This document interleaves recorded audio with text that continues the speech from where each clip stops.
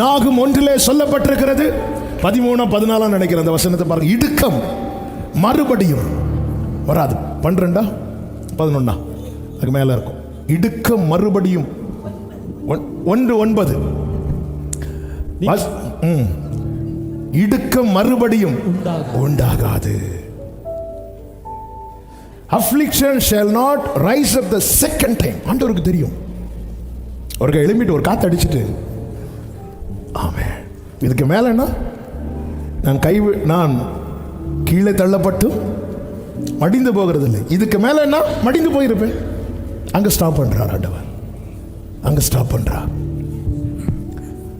இடுக்க மறுபடியும், ஐயோ இந்த பிரச்சனை திரும்ப வந்துருமா, இந்த போராட்டம் திரும்ப வந்துருமா, ஐயோ இந்த ப்ராப்ளம், ஐயோ இந்த நபர் திரும்ப வந்துருவாங்களா சண்டைக்கு. இடுக்க மறுபடியும் வராது. ஆமென், ஹல்லேலூயா.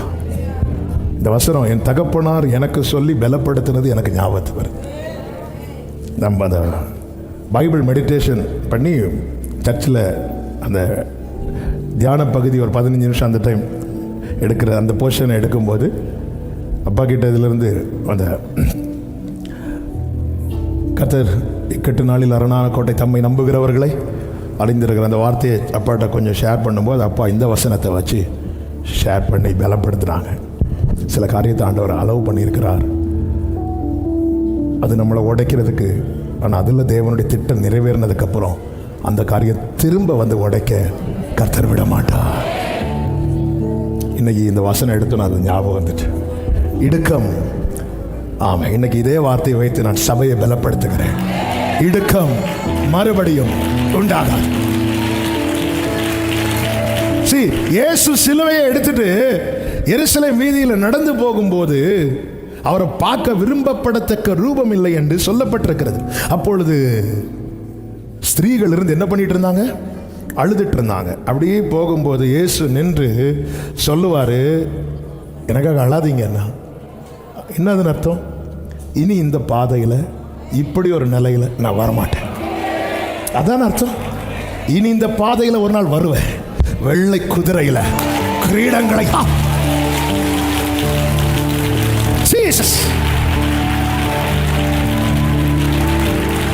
இனி இந்த பாதையில இப்ப பாக்குறீங்கல்ல, அரை நிர்வாணமாய் சரீரம் கிழிக்கப்பட்ட நிலையில ரத்தம் சிந்தி உதவிக்கு ஒருவர் கூட இந்த பூமியில வாழ்ந்த நாட்கள் எல்லாம் நன்மை செய்தவராய் சுற்றி தெரிந்தார்.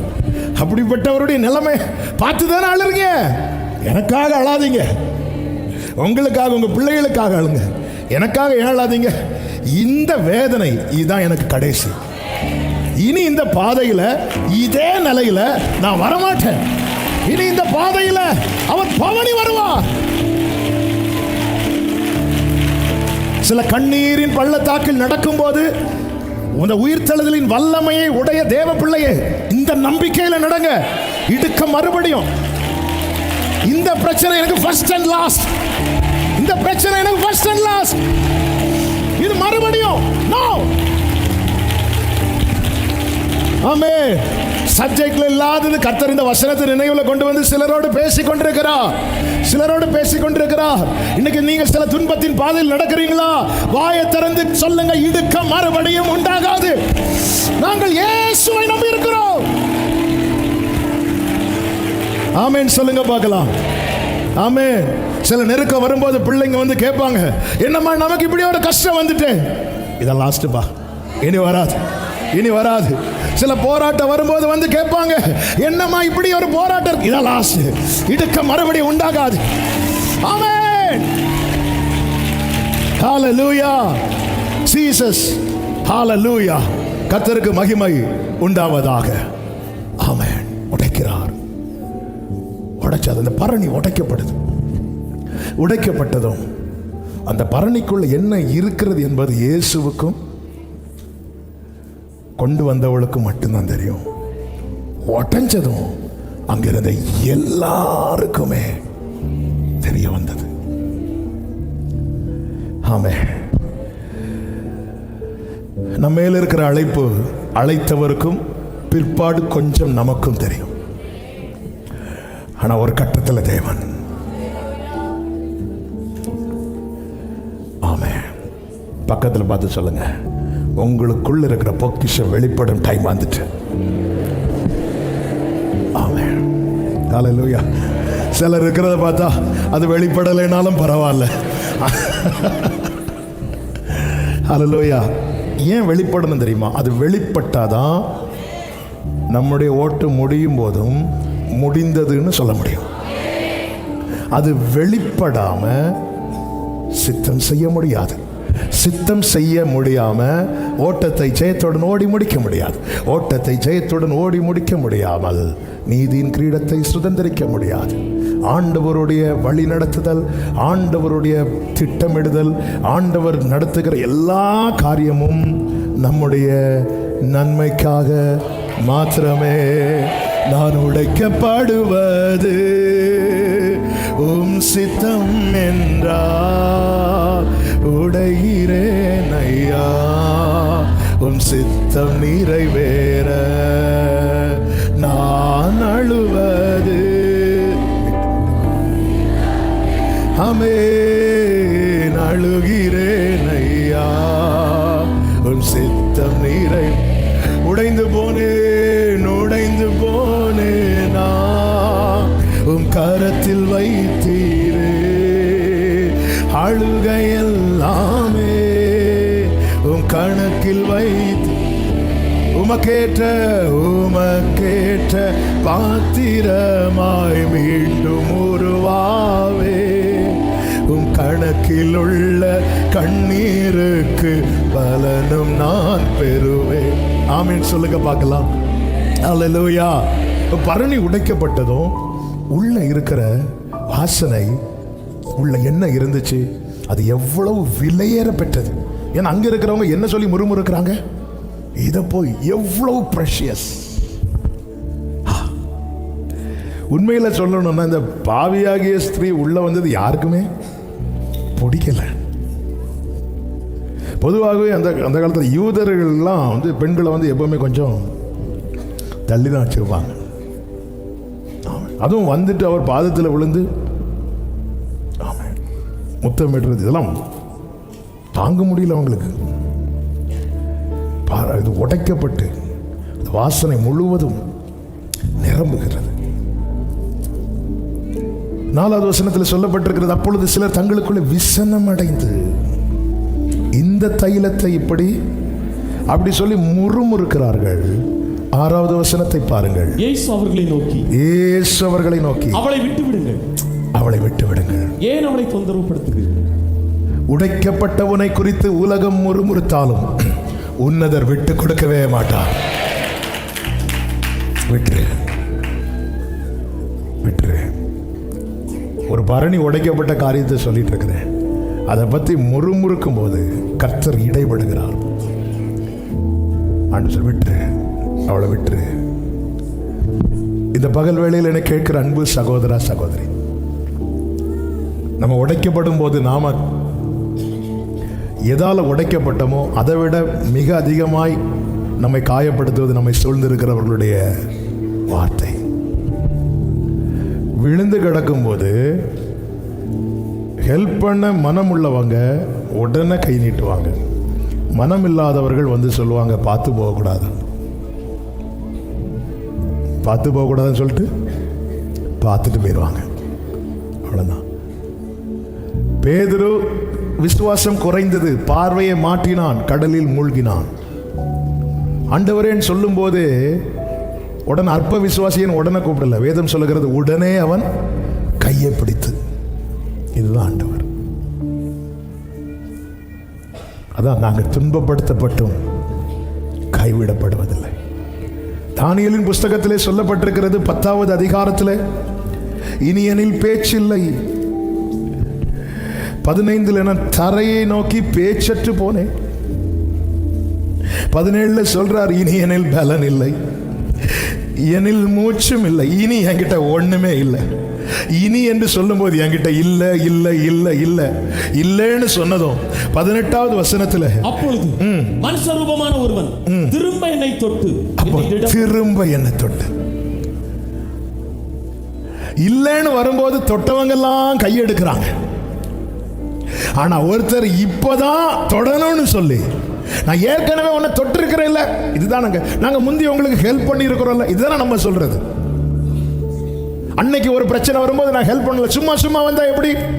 இது பொதுவா எல்லாருடைய வாக்கு. இதுக்கு யாரும் விதிவிலக்கே கிடையாது. நானும் விதிவிலக்கு கிடையாது, யாரும் விதிவிலக்கு கிடையாது. அதனாலதான் கர்த்தர் சொன்னார், நான் மனிதன் அல்ல. எபிராயிமே, நான் உன்னை எப்படி கைவிடுவேன்? நான் மனிதன் அல்ல. இனி என்னில் ஒண்ணு இல்லைன்னு சொன்னதும் ஆண்டவர் பார்த்தாரு, இவனை ஒரு விஷயம் கூட தொடணும். திரும்ப தொட்டு என்னை திடப்படுத்தி, எப்படி திடப்படுத்தியிருப்பார்? போட்டோன்னா அது நம்ம சொல்லி திடப்படுத்துறது. அவர் சொல்லுவார், நான் திரும்ப தருவேன், உன்னுடைய முந்தின சீரை பார்க்கலாம், உனக்கு நற்சீர் உண்டாக செய்வேன், உன் மேன்மையை பெருக பண்ணி. இதுதான் பைபிள் திடப்படுத்துறது. ஒரு தேவ பிள்ளைய வேதம் திடப்படுத்துவது அப்படிதான். இயேசு கிறிஸ்து எடுத்துக்கொள்ளப்பட்ட போது சீஷர்கள்லாம் அப்படியான்னு பார்த்துட்டு இருக்கும் போது சீஷர்கள் எப்படி திடப்படுத்தப்பட்டார்கள்? அவர் போயிட்டார், ஒழுங்கா வந்து சேரப்பார், அப்படியா? இல்ல, அவர் எப்படி போனாரோ அப்படியே வருவார். இதாங்க வானத்தை பார்க்கிறவர்களுக்கு பரலோகம் கொடுக்கிற திடம். ஹல்லேலூயா. யோபுவுக்கு எல்லாம் போச்சு, நண்பர்கள் வந்தாங்க. உண்மையிலே யோபு கர்த்தர் நொறுக்க சித்தமானார். நொறுங்கி இருக்கிறவன்ட்ட எரியிற தீல எண்ணெயை ஊத்துறதுக்குன்னே கிருபை பெற்ற சிலர் நம்ம வீடை தேடி வருவாங்க. அப்போதான் அல்லது முடிச்சிருப்போம், இல்லை அப்போதான் என்ன மனைவியே அல்லது புருஷனே சால்வ் பண்ணியிருப்போம். தேவனிடத்திலிருந்து நன்மை பெற்றனா அப்படியே இருக்கும்போது வந்திருப்பாங்க. வந்து இருந்து அழ ஆரம்பிப்பாங்க. பாருங்க, வீட்டிலேருந்து போட்டிருந்த பவுடர்லாம் ஒரு ஷேப் ஆகி, சிலர் அழுறதுக்குன்னே பவுடர் போட்டு வருவாங்க. ஏன்னா அந்த கண்ணீர் தடம் வந்து அப்போதான் தெரியும். நான் உங்களை சொல்லலை, உங்களுக்கு ஃபீல் ஆகுதுன்னா உங்களை தான் சொல்லிட்டு இருக்கிறேன். அது வந்து இந்த பாம்பு போன மாதிரி அப்படி இப்படி அது வரவும் செய்யாது, பாதியிலையும் நிற்கும். அது எதுவரை அழுவாங்க தெரியுமா? திருப்பி நம்ம அழ தொடங்குறது வர. நம்ம அழ தொடங்குறது, ஓகே சிஸ்டர் போயிட்டு வரட்டுமா? இப்படி தான் யோபுவின் நண்பர்கள் வந்தாங்க. வந்தது ஆறுதல் சொல்ல, ஆனால் தூரத்திலே உக்காந்துட்டாங்க. இவன் நிலைமை நம்ம நினைச்சதை விட மோசமாக இருக்கு. அப்படியே இருக்கும்போது யோபு பேச ஆரம்பிக்கிறார். அப்படின்னு யோபு வேணும்னு பேசல, வழியில் பேசல. நல்லா புரிஞ்சுக்கோங்க, நம்ம வழியில் பேசின பல காரியங்களை பெருசாக எடுத்து எத்தனை உறவுகள் நம்ம விட்டு தூரம் போனாங்க. அப்படி பார்த்தா யோபு பேசுனதை வச்சு கர்த்தர் யோபு பக்கமே வந்திருக்க கூடாது. ஆனாலும் யோபு கிட்ட வராரு பாருங்க. நான் உன்னை பேசும்போது நான் பேசுறது மட்டும்தான் உலகத்துக்கு தெரியும், மற்றவர்களுக்கு தெரியும். எதனால இவன் பேசுகிறான், ஏன் இப்படி பேசுகிறான், எல்லாமே தெரியும். நம்ம பேசுனதை வச்சு பார்த்தா ஆண்டவர் வந்து நம்ம ஏரியா பக்கமே வரக்கூடாது. என்னெல்லாம் பேசுகிறோம். ஹல்லேலூயா. நம்ம எல்லா கோபத்தையும் எங்கெங்க காட்டுவோம்? பைபிளில் தானே காட்டுவோம். கோபத்தில் ஓங்கி ஒரு அடி அடிப்போம் பாருங்க. எல்லா கோபத்தையும் ஜெபத்தில் தான் காட்டுவோம். எங்க ஜெபம் பண்ண மாட்டேன். யாரு கூட பிரச்சனைனாலும் நம்ம முதல்ல கட் பண்ணுறது ஆண்டவரோடு உள்ள உறவு தானே. அதான் ஆண்டவர் கேட்குறேன், நான் உனக்கு வனாந்தரமாக இருந்தேனப்பா, நான் உனக்கு காரிருளாக இருந்தேனா? நீ எவ்வளோ நாள் என்ன தேடாம போட்டீங்க? உனக்கும் உலக உறவுக்கும் ஏதோ ஒரு பிரச்சனை ஆயிட்டு. ஆமென். யோபு சொல்றார், நான் நீதிமானனா அதெல்லாம் கேட்கல, நான் அவருடைய இரக்கத்துக்காக கேட்கறேன்னு சொல்லிட்டு அடுத்து சொல்றேன், அவர் அப்படி சொன்னாலும் நான் நம்ப மாட்டேன் அப்படிங்கிறார். ஒரு கட்டத்தில் யோபு அப்படி வரார். ஆனால் ஆண்டவருக்கு தெரியும். ஏன்னா அது நடுவிலே தான் யோபு சொல்றாரு, அவர் எனக்கு ஜீவனை தந்ததும் அல்லாமல் எனக்கு தயவையும் பாராட்டுறார். ஒரு புறம் புலம்பினாலும் உள்ள சொல்லுது, அவர் தயவு பாராட்டுறாரு. அந்த தயவு, அப்போ ஏன் எனக்கு தயவு பாராட்டணும்? இப்போ நம்பிக்கை வருது, எனக்கு குறித்திருக்கிறதை அவர் நிறைவேற்றுவார். எதை வச்சு சொல்றீங்க யோபு? என் மீட்பர். ஹல்லேலூயா. யோபு கேட்ட செய்தி மரண செய்தி, ஆனால் யோபு உரைத்தது உயிர்ப்பின் செய்தி. ஹல்லேலூயா. யோபு கேட்ட செய்தி மரண செய்தி. அது போச்சு, இது போச்சு, அவங்க போச்சு, எல்லாம் மரண செய்தி. ஆனால் யோபு உரைத்தது உயிர்ப்பின் செய்தி. அது அவனுக்கு இழந்த அனைத்தையுமே ரெண்டச்சனையா. ஆமென். ஜீவனை பேசுங்கள், நன்மையை பேசுங்கள், விசுவாசத்தை பேசுங்கள். நம் மீட்பர் இன்றும் உயிரோடு இருக்கிறார். ஆமென் சொல்லுங்க பார்க்கலாம். இப்பொழுது கர்த்தர் சொல்லுங்க, உடைக்கப்பட்ட யோபுவை பார்த்து நிறைய பேர் பேசுறாங்க. ஆண்டவர் சொல்றாரு, இங்க பாரு, என் தாசனாகி யோபு என்னை குறித்து நிதானமாய் பேசினது போல ஒழுங்கா போய் பலி செலுத்து. நான் யோபுவின் முகத்தை பார்த்து உங்க மேல நான் இறக்க வைப்பேங்கிறார். அவங்க வந்து 4 பேரும் வந்து யோபுவை கண்ணா பின்னான்னு பேசுறாங்க. இப்போ எந்த நிலைமைக்கு கர்த்தர் கொண்டு வந்துட்டார்னா, இனி நான் உங்களுக்கு இறங்கணும்னா நான் யோபுவை பார்ப்பேன். நொறுக்கப்பட்டவனை யாராவது பார்க்க விரும்புவாங்களா? யோபுவை பார்க்கவே முடியாது. வஸ்திரம் கூட போட முடியாத அளவுக்கு உச்சந்தலையிலிருந்து உள்ளங்கால் வரை புண்கள், பருக்கள், சீல் வந்து வடிந்துட்டே இருக்குமா. பைபிள் ஸ்காலர் சொல்றாங்க, அந்த மனைவி வந்து ஜீவனை விடுன்னு சொல்றதுக்கு ஒரு ரீசன் என்னவா, அவங்க தான் கிளீன் பண்ணுவாங்க. வேற யார் கிளீன் பண்ணுவா? கிளீன் பண்ணி முடிச்சு அப்படி இருக்கும்போது திரும்பியும் சீல் வரும். ஏன்னா அவங்களுக்கும் இழப்பு. யோபுவுக்கு என்ன இழப்போ அதே இழப்பு தான் எங்களுக்கு. அவங்க அப்படியே இருக்கிறாங்க, தலையே வெடிக்கும் போல இருக்கு. அவங்களுக்கு தள்ளி இருந்து அழக்கூட முடியாத நிலை. ஏன்னா ஹஸ்பண்டை கேர் பண்ணணும். ஆமாம். அப்போ யோபு வாய் வந்து இப்படி அசைஞ்சிட்டே இருக்கு. என்ன சொல்லிட்டு இருக்கிறான்னு பார்த்தா, ஸ்தோத்திரம் ஸ்தோத்திரம் வந்துச்சு கோபம். அதனால தான் கடைசியில் மனைவிட்ட கூட ஆண்டவர் கோவப்படல, பார்த்தீங்களா? ஏன்னா மனைவி எப்படி பேசுனாங்கன்னா வலியில் பேசுகிறாங்க. அதனால எல்லாம் 2 கொடுத்து இதை மட்டும் 2 கொடுத்தவரோட யோபு சொல்லிடுவா, இதுக்கு அதே அந்த பழைய நிலையே.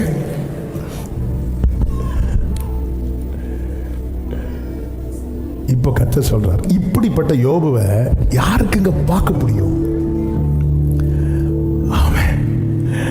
கர்த்தர் சொல்றாரு, எந்த பிரச்சனை இல்லாமல் நல்ல ட்ரெஸ் பண்ணி வந்திருக்கிற அந்த 4 நண்பர்களை பார்த்து இன்னைக்கு யோபு சொல்கிறேன், நான் தெருவில் போனால் என்னை பார்த்துட்டு முகத்தை மறைக்கிறாங்க, எழுந்து ஓடுறாங்க. ஏன்னா சகிக்கலை யோபுவை பார்க்க. ஆண்டவர் சொல்கிறாரு, நான் உங்களுக்கு ஏதாவது செய்யணும்னா என் கண்ணு யோபுவை பார்க்கும். அதுவும் கரெக்டாக சொல்கிறேன், அவன் முகத்தை நான் பார்த்து. 42வது அதிகாரம் 8வது வசனத்தில், என் தாசனாகி யோபுவும் உங்களுக்காக வேண்டுதல் செய்வான்.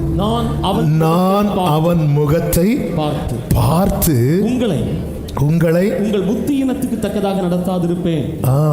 நான் அவன். அடுத்த வசனத்தை வாசிங்க. அப்பொழுது தேமானியனான எலிப்பாசும் சூரியனான பில்தாதும் நாகமாத்தியனான சோப்பாரும் போய் கர்த்தர் தங்களுக்கு சொன்னபடியே செய்தார்கள். அப்பொழுது கர்த்தர் யோபின் முகத்தை பார்த்து, கைகளை உயர்த்தி ஆமென் சொல்லுங்க பார்க்கலாம். அவர் பார்ப்பேன் சொன்னா பார்ப்பார், செய்வேன் சொன்னா செய்வார், நடத்துவேன் சொன்னா நடத்துவார், தருவேன் சொன்னா தருவார். காரணம் நம் மீட்பர் உயிரோடு இருக்கிறார். ஆமென் சொல்லுங்க பார்க்கலாம்.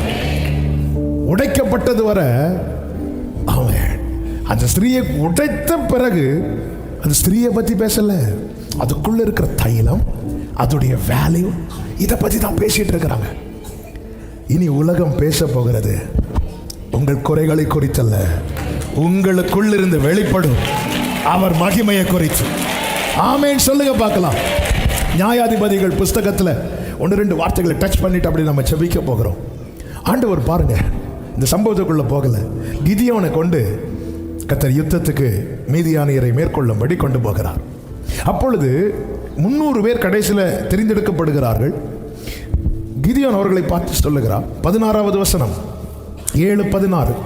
நியாயாதிபதிகள் 7:16. அந்த 300 பேர் 3 படையாக வகுத்து அவர்கள் ஒவ்வொருவன் கையிலும் ஒரு எக்காலத்தையும் வெறும் பானையையும் அந்த பானைக்குள் வைக்கும் தீவட்டியையும் கொடுத்து. எக்காலம் என்ன பானை? எல்லாரும் சொல்லுங்க, சத்தமா சொல்லுங்க. வெறும் பானை. ஆமென். வெறும் பானையும், அடுத்த வார்த்தை, அந்த பானைக்குள் வைக்கும் தீ. அப்ப தீவட்டி இப்ப எங்க இருக்கு? தீவட்டி எதுக்கு? பக்கத்துல சூடு வைக்குதா? நீங்க இருக்க பார்த்தா அப்படிதான். தீவட்டி எதுக்கு? வெளிச்சம். ஆனா அது எங்க இருக்கு? பானைக்குள்ள இருக்கு. இனி இந்த வெளிச்சம் வெளியே வரணும்னா அடுத்த வார்த்தை, அவர்களை நோக்கி நாம் செய்வதை பார்த்து அப்படியே நீங்களும் செய்யுங்கள். 19வது வசனம், நடுஜாமத்தின் துவக்கத்தில் ஜாமக்காரரை மாற்றி வைத்த பின்பு கிதியோனும் அவனோடு இருந்த 100 பேரும் அந்த ஜாமத்தின் துவக்கத்திலே பாளையத்தின் முன்னணியில் வந்து எக்காளங்களை ஊதி தங்கள் கையில் இருந்த பானைகளை உடைத்தார்கள். 20வது வசனம். 3 படைகளின் மனுஷரும் பானைகளை உடைத்து தீவட்டிகளை வெளியே எடுத்து தங்கள் இடது கைகளிலும் பிடித்துக் கொண்டு கர்த்தருடைய பட்டயம் கிதியோனுடைய பட்டயம் என்று சத்தமிட்டு பாளையத்தை சுற்றிலும். அடுத்த வார்த்தை, அப்பொழுது பாளையத்தில் இருந்தவர்கள் எல்லாரும் சிதறி, உன்னை உடைப்பது உன்னை சிதற பண்ணுவதற்கல்ல, உன் நன்மையை சுதந்திரிக்க விடாதபடி பாளையத்தில் இருக்கிற மீதியானியரை. ஆமே. என் வாழ்க்கையில எக்காலம் வேலை செய்யணும்னா, என் வாழ்க்கையில எனக்குள்ள இருக்கிற பொக்கிஷம் வெளிப்படணும்னா, என் வாழ்க்கையில கர்த்தருடைய பட்டயம் என் பட்டயமா இருக்கணும்னா, உடைக்கப்பட வேண்டிய இடத்துல உடைக்கப்பட்டுதான் ஆகணும். ஹல்லேலூயா. உள்ள அவர் ஒண்ணு வைக்கலன்னா வெறும் பானை. ஹல்லேலூயா. வெறும் பானை. அவர் உள்ள வச்சதுனாலதான் நீதிமான் பனையை போல, இல்லைன்னா பானையை போல. வெறும் பானை. ஆமே. இந்த வெறும் பானையை தூக்கி போட்ட என்னாகும்? உடையும். ஆனா இன்னும் ஏன் உடையாம இருக்கு? பொக்கிஷம். இந்த பானை ஒரு நாள் உடையும். அன்னைக்கு நான் அல்ல சிதறுவது. ஹல்லேலூயா, ஹல்லேலூயா, ஹல்லேலூயா. பானை உடைஞ்சதுக்கு அப்புறம் பேச்சு என்ன பேச்சாரு? கர்த்தருடைய பட்டயம். இதெல்லாம் நம்முடைய வாழ்க்கையில எப்போங்க வெளிப்பட போகுது? ஆமே. இந்த நான் என்கிற பானை உடையட்டும். ஆமே. நான் யார் தெரியுமா? அந்த நான் போடுற இடத்துல பானைன்னு போடுங்க. கண்ணாடியை பார்த்து 2 தடவை பேசுங்க. அதுக்கு ஒரு வாழ்க்கையில் நீங்க இந்த பானை யார் தெரியுமா? ஒரு 2 வாட்டி, ஒரு 4 வாட்டி, இல்லை உங்கள் ஒய்ஃப்கிட்ட போய் பேசுங்க. அப்படியே பேசுவோம். ஆமே. இல்லை நீங்கள் ஹஸ்பண்ட்கிட்ட போய் பேசுங்க. அவ்வளோதான். உள்ள தீவட்டி இருக்குப்பா, உள்ள ஜீவன் இருக்கு, உள்ள அவருடைய ஒளி இருக்கு, உள்ள பொக்கிஷம் இருக்கு. உடஞ்சா ஜெயம், உடஞ்சா ஜெயம், உடஞ்சா ஜெயம். அவ்வளோ இமீடியட்டா. எனக்கு ரொம்ப பிடிச்ச ஒரு வார்த்தை, இந்த பானை உடைந்ததும் அவரவர் தங்கள் நிலையிலே நின்றார்கள். இன்னைக்கு நம்முடைய நிலையில சரியா நிற்க முடியல, ஏன்னா உடையல. நமக்குன்னு ஒரு நிலையை வச்சிருக்கிறாருங்க. அங்கே இருக்கிறோம், இங்கே இருக்கிறோம், எங்கேயோ இருக்கிறோம், எப்படியோ போயிட்டு இருக்கிறோம். என்ன வாழ்க்கைன்னு தான் கேட்குறோம். ஒரு சரியான ஒரு ஸ்டாண்ட் இல்லை. ஏன் இல்லை? உடைய வேண்டிய நிறைய காரியம் உடையல. உள்ள நிறைய இருக்கு. ஏங்க, உள்ள இருக்கிறது வெளியே தெரிஞ்சாதான். நாங்கள் மலை மேல இருக்கிற பட்டணம் விளக்க கொளுத்தி யாராவது உள்ள வைப்பானா? இல்லையே. என்ன யூஸ்? இந்த பகல் வேளையில இன்னைக்கு கர்த்தர் லீவு தந்து நிறைய பேரை கொண்டு வந்திருக்கிறார். ஆமாவா இல்லையா? இயேசுவின் நாமத்துல நம்பி ஒப்பு கொடுங்க. உங்க வாழ்க்கையிலும் சொல்லப்படும், கர்த்தருடைய பட்டயம், கிதியோனின் பட்டயம் உங்களுக்காக எக்காலம் ஊதப்படும். கர்த்தருடைய யுத்தம் நடக்கும். ஆமென் சொல்லுங்க பார்க்கலாம். ஆமென் சொல்லுங்க பார்க்கலாம். அப்படி உடைக்கப்பட்ட ஆமென். ஆண்டவர் சமூகத்தில் ஆண்டவர் என்ன சித்தம்? ஆண்டவர் உடைக்கும் போது என்ன நடக்கும்? 1, உள்ள இருக்கிறது வெளியே வரும். 2வது, திரும்ப பணிய ஆண்டவருக்கு ரொம்ப ஈஸியாயிரும். ஆமென். பழைய பில்டிங்கை மெயின்டைன் பண்றதை விட அதை இடிச்சு புதுசா கட்டுறது ரொம்ப ஈஸி. ஆமென். நம்ம சர்ச் ஒர்க்கு கூட சைடு பின்னாடி, இப்போ நான் நிற்கிற இடம் பழைய சர்ச் இதெல்லாம் கிடையாது. அதில் இதுக்கு பாதி தான் உண்டு. இந்த இடம் வேலையெல்லாம் 1 மந்த்தில் முடிச்சிட்டு குயிக்காக நடந்துச்சு. ஆனால் இந்த போஸ்டனையும் இந்த பழைய பில்டிங்கையும் சேர்க்கிற காரியம் இருக்கு.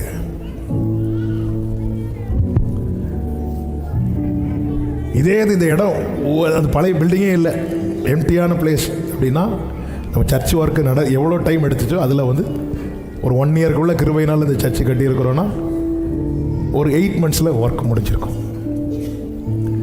நம்ம உடைக்கப்பட்டுட்டோன்னு வைங்களேன், ஆண்டவருக்கு வேலை செய்கிறது ரொம்ப ஈஸி. அதனால தான் ஆண்டவர் சொல்றார், இதோ நான் புதிய காரியத்தை செய்கிறேன். அடுத்த வார்த்தை சொல்லுங்க, இப்பொழுதே அது தோன்றும். ஆமென். அப்போ நான் உடைக்கப்பட்டுட்டேன்னா என் வாழ்க்கையில் செய்கிற காரியெல்லாம் உடனே உடனே உடனே உடனே உடனே. இது கர்த்தர் இன்னைக்கு செய்வேன்னு சொல்லுவார், இனி என்னைக்கு செய்வாரோன்னு நானும் காத்திருக்கணும். ஏன்னா பானை பக்கத்தில் பார்த்து சொல்லுங்க, பானை உடையணும். அதுக்காக இந்த தூங்கிட்டு இருக்கிறவங்கள்ட்ட இப்போ சொன்னீங்கன்னா வீட்டில் போய் அவ்வளோ பானையும் தூக்கி போட்டு, சில சகோதரர்கள் இருக்கிற பார்த்தா எங்கள் வீட்டில் உடையாத பானையா? ஆமாம், சாம்பாரில் கொஞ்சம் உப்பு கூட்டிட்டு தான் சொன்னேன், டமார்னு சவுண்டு கேட்கும். ஆமாம், உடையணும் உடையணும். நம்ம உடைக்கப்பட்டா ஆண்டவருக்கு இந்த நிலத்தில் புதிய காரியம் செய்கிறது ரொம்ப ஈஸி. ஆண்டவர் தான் கேட்கிறார், இந்த குயவன் செய்தது போல நான் உங்களுக்கு செய்யக்கூடாதோ அப்படின்னு கேட்கிறார். ஆமென். ஆண்டவரை ஒப்பு கொடுக்கிறேன். ஆண்டவரே, ஒரு வசனத்தை வாசித்து நாம் ஜெபிக்கலாம். எஸ்ஐயா 57வது அதிகாரம் அதனுடைய 15வது வசனம். நித்தியவாசியும் பரிசுத்தர் என்கிற நாமமுள்ளவருமாகிய மகத்துவமும் உன்னதமுமானவர் சொல்லுகிறார். பரிசுத்த ஸ்தலத்திலும் வாசம் பண்ணுகிற நான். இனி நல்ல கவனிங்க. பணிந்தவர்களின் ஆவியை உயிர்ப்பிக்கிறதற்கும் நொறுங்கினவர்களின் இருதயத்தை உயிர்ப்பிக்கிறதற்கும் நொறுங்குண்டு பணிந்த ஆவி உள்ளவர்களிடத்தில் வாசம் பண்ணுகிறேன். கைகளை உயர்த்தி ஆமென் சொல்லுங்க பார்க்கலாம். அப்போ நொறுங்குண்டவர்களை உயிர்ப்பிக்க ஏற்கனவே நொறுக்கப்பட்டவர்களுக்குள்ளே தேவன் இருக்கிறார்.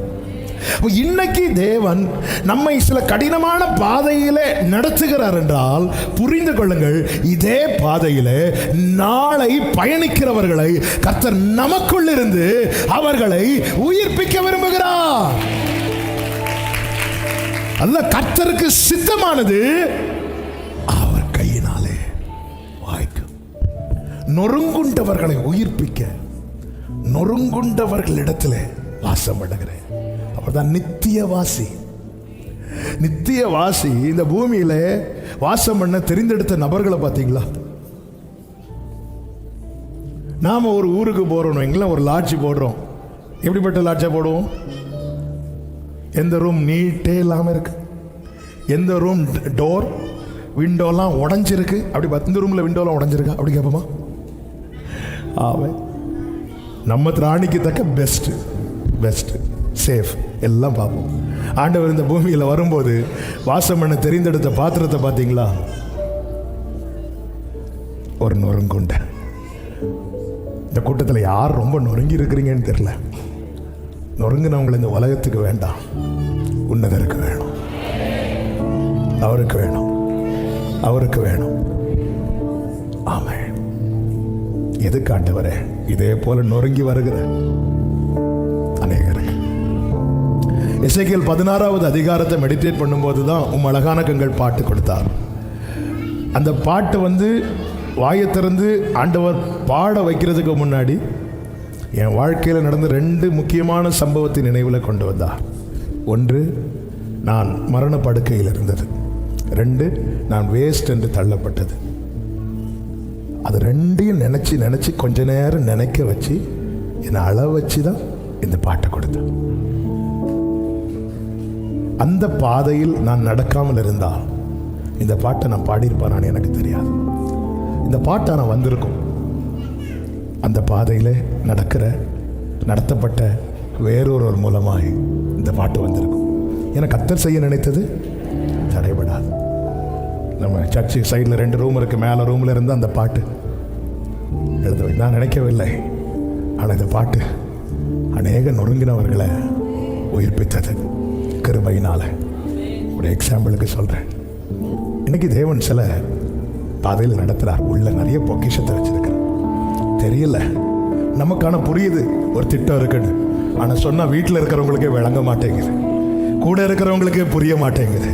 ஆனால் ஒரு நாள் வரும், எப்படி அந்த தைலத்தின் வாசனை வீடு முழுவதும் நிறைந்ததோ நீங்கள் இருக்கிற இடத்துல.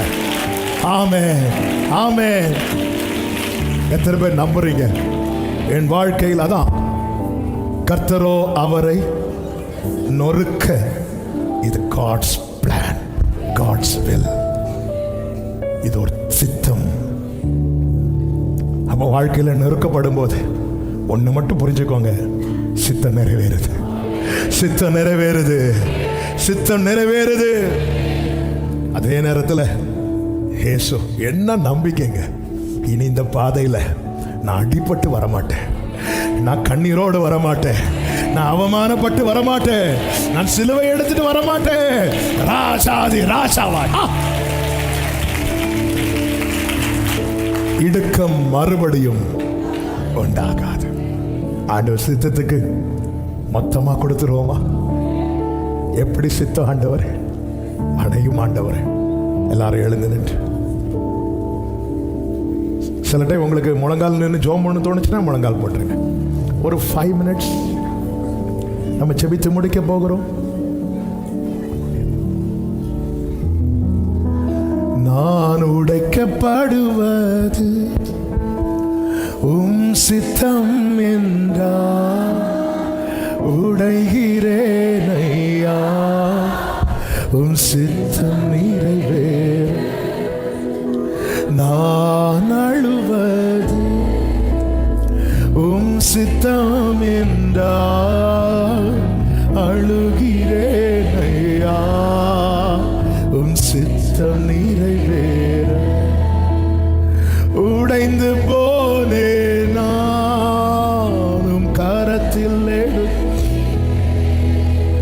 என் அழுகையெல்லாமே கணக்கில் வைத்தீரே. உடைந்து போனே நான்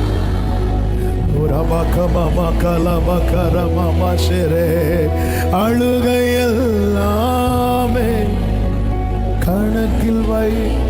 2 கரங்களை உயர்த்தி, உமக்கேற்ற பாத்திரமாய் மீண்டும் உருவாவே, கணக்கில் உள்ள கண்ணீருக்கு பலனை நான் பெறுவேன். ஓ சரபகபாபா ரிமமலகபாபா சந்தனலகடரா ரிபாபாபா ரிமமலரா. அப்படியே கண்களை மூடி ஆண்டவர்கிட்ட அப்படியே ஒப்பு கொடுங்க. உடைக்கப்பட்ட பாத்திரம் போல ஆனேன் என்று தாவீது சொன்னார். நான் உடைக்கப்பட்ட பாத்திரம், உடைந்த பாத்திரம் தெரியும் தேவன் பயன்படுத்தும். இது யாருக்கு? பாடுங்க. உடைந்த சரமால கரமா. உங்களுக்கு தெரியும்பா, உங்களுக்கு தெரியும்பா. ஆமென். இது உதவாத ஏரே மாமலரோ செலரே தர. ஆமென்.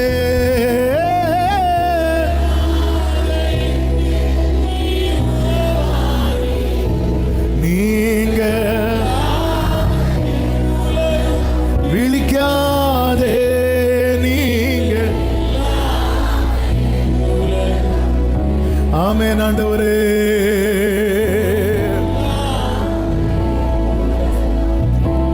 தகப்பனே நன்றி, தகப்பனே நன்றி. உங்க சித்தம் நிறைவேறட்டோன்னு சொல்லுங்க. உங்க சித்தம் நிறைவேறட்டும். உங்க சித்தம் வாழ்க்கையில, பிள்ளைங்க வாழ்க்கையில, எங்க வாழ்க்கையில நிறைவேறட்டும். சித்தம் நிறைவேறுச்சுன்னா க்ளோரி எழும்பி பிரகாசிக்கணும்னா சித்தம். உங்க மேல இருக்கிற அழைப்பை மற்றவர்கள் அறிந்து கொள்ள போறாங்க. உங்க மேல தேவன் வைத்த அபிஷேகத்தை மற்றவர்கள் அனுபவிக்க போறாங்க. உங்க மேல இருக்கிற தேவ திட்டத்தை மற்றவர்கள் அறிந்து கொள்ள போறாங்க. உங்களுக்குள்ளே தேவன் வைத்த பொக்கிஷத்தை மற்றவர்கள் காண போகிறார்கள். ஆமென். ஆமென். ஆண்டவர் கேட்கிறது ஒன்னே ஒண்ணுதான், இந்த குயவன் செய்தது போல நான் செய்யக்கூடாதா? ஆமென். அந்த ஒரு முழுமையான அர்ப்பணிப்பு எத்தனை பேர் கொடுக்க விரும்புறீங்க? ஆண்டவரை இடிக்கிறீங்களா? ஆண்டவரே, எரேமியாவை அழைக்கும் போது கர்த்தர் என்ன சொல்லி வார்த்தை வைப்பார் தெரியுமா? பார், எரேமியா 1:10 நல்ல கேளுங்க. பிடுங்கவும், இடிக்கவும், அழிக்கவும், கவிழ்க்கவும். அங்க ஃபுல் ஸ்டாப் வைக்கல. அங்க ஃபுல் ஸ்டாப் வச்சிருந்தா இந்த பைபிளை நம்ம தொட்டிருக்கவே மாட்டோம். அங்க ஒரு கமா போட்டுட்டு கட்டவும் நாட்டவும் உன்னை நான் இன்றைய தினம். ஹல்லேலூயா.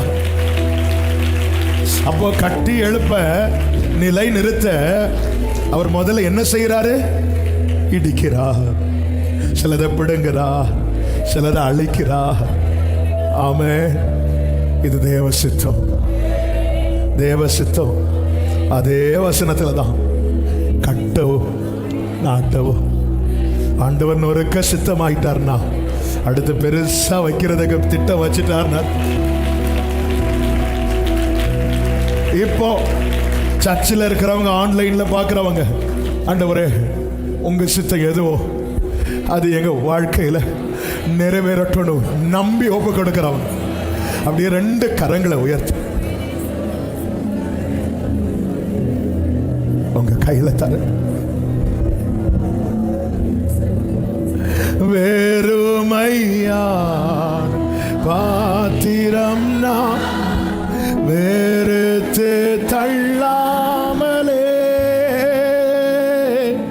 நீரம்பி வழியோ ஆமென் விளங்க செய்யும். வேதத்தில் காணும் பாத்திரமெல்லாம் வேதத்தில் காணும். ஆமென். இயேசுவை என்னையும் அவித பாத்திரமா என்னையும் அர்ப்பணிக்கிறோம். அப்படியே ஹல்லேலூயா பாடி முடிப்போம். ஹல்லேலூயா.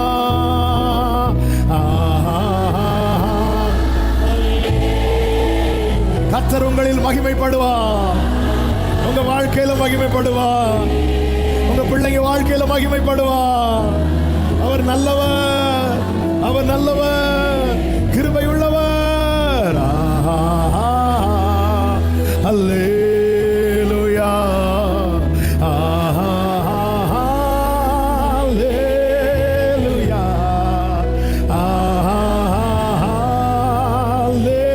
அல்லேலூயா. அல்லேலூயா. நல்ல கரங்களை தட்டி தேவனுக்கு மகிமை. முழு பலத்தோடு, முழு பலத்தோடு. ஆமென், ஆமென், ஆமென், ஆமென். ஹல்லேலூயா.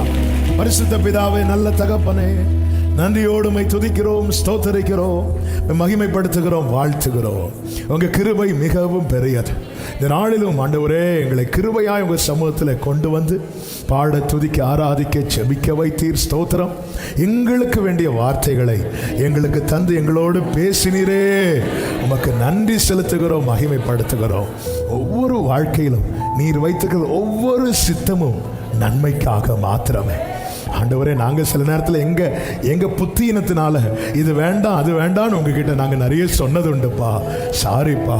நீங்கள் நடத்துகிற அத்தனையும் காரணம் எங்களை குறித்த உம்முடைய நினைவுகள் தீமைக்கு அல்ல, அது சமாதானத்துக்கு ஏதுவானது என்று எங்களுக்கு எழுதி தந்திருக்கிறீங்களப்பா. நீங்கள் செஞ்சது நன்மை, செய்கிறது நன்மை, செய்ய போகிறது நன்மை. ஆண்டவரே, நன்றி செலுத்துகிறோம், மகிமைப்படுத்துகிறோம். ஒவ்வொருடைய வாழ்க்கையிலும் உடைய மகிமை வெளியரங்கம் ஆவதாக.